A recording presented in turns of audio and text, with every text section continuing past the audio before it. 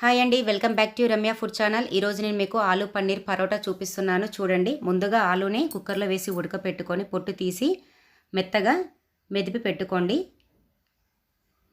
చేయితో కానీ ఇలా స్టిక్తో కానీ చేసి పెట్టుకోండి మెత్తగాను.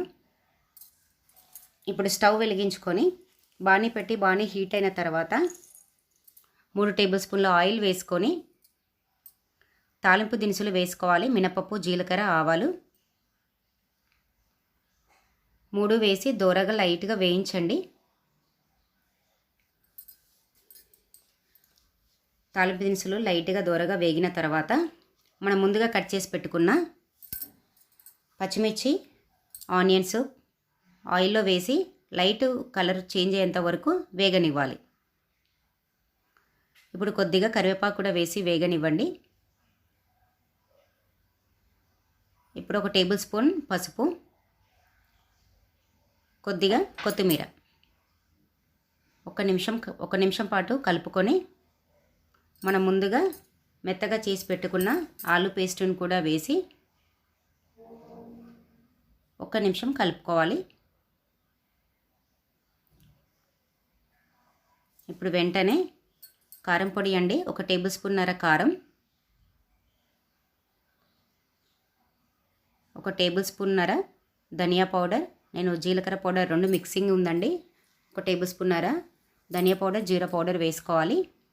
ఇప్పుడు బాగా కలుపుకొని ఇందులోనే 1 టేబుల్ స్పూన్నర సాల్ట్ కూడా వేసుకొని బాగా కలిపి పన్నీర్ అండి ఇందులో ఒక హాఫ్ ముక్క వరకు తురుముకొని వేసుకోవాలి. చిన్న చిన్న పీసెస్లా కూడా వేసుకోవచ్చండి, కాకపోతే మనం చపాతీ చేసేటప్పుడు ఇబ్బంది అవుతుంది, అందుకోసమని తురుముకొని వేసుకోవాలి.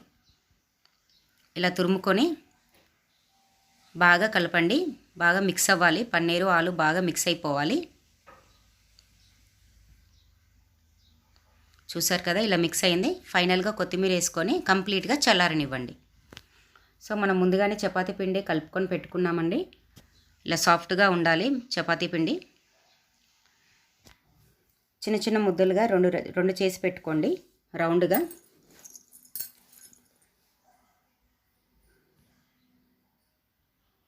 ఇది ఆయిల్తో కాకుండా పొడిపిండితో చేయండి. ఇలా రౌండ్గా అనుకొని కొద్దిగా పొడిపిండి చల్లి పూరీ సైజ్ అంతా 2 చపాతీలను చేసి రెడీగా పెట్టుకోండి.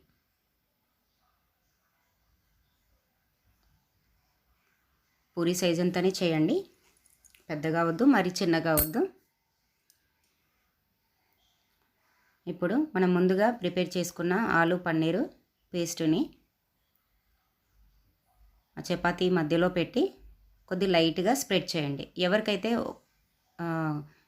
చేయడం రాని వాళ్ళు ఉంటారో ఒకే చపాతీలో పెట్టి మనం ముద్దుగా చేసుకొని చేస్తాము, అలా ఎవరికైతే రాదో వాళ్ళు ఈ విధంగా ట్రై చేయండి. ఇలా స్ప్రెడ్ చేసుకున్న తర్వాత కొద్దిగా వాటర్ అటు ఇటు కొద్దిగా తడపండి.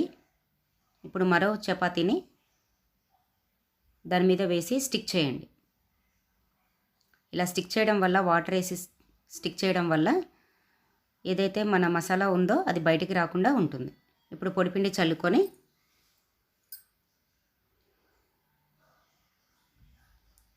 కొంచెం నిదానంగా కోలతో చపాతీని ప్రిపేర్ చేసుకోండి. ఇలా చేస్తే సైడ్కి రాదండి.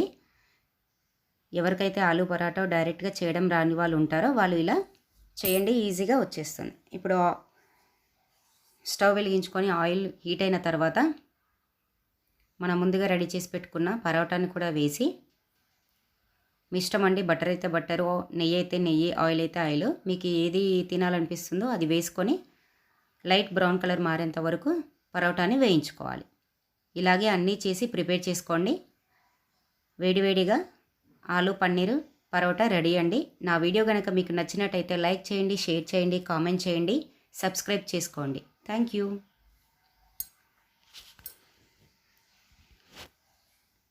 నా వీడియోస్ అయితే చూస్తున్నారు కానీ సబ్స్క్రైబ్ చేసుకోవట్లేదండి. ప్లీజ్ సబ్స్క్రైబ్ చేసుకోండి.